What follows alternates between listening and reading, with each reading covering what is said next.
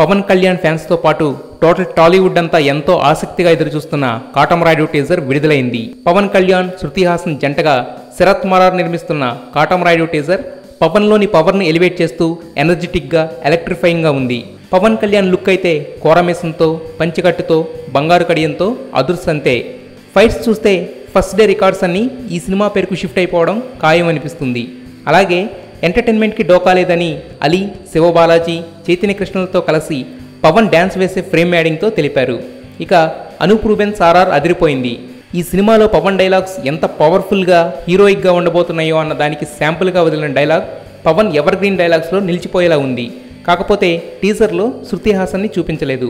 Prasad Moorella పవన్ని present చేయడానికి చాలా care తీసుకున్నాడని convey అవుతుంది.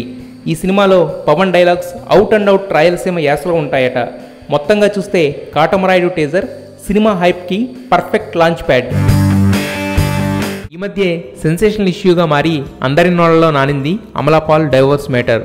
డైరెక్టర్ ఏఎల్ విజయ్ని ప్రేమించి పెద్ద సినిమాల ఆఫర్స్ వస్తున్న టైంలో వాటన్నింటినీ కాదని పెళ్లి చేసేసుకుంది. పెళ్లి తర్వాత కూడా పెర్ఫార్మెన్స్ ఓరియంటెడ్ రోల్స్తో ఇరగదీసింది.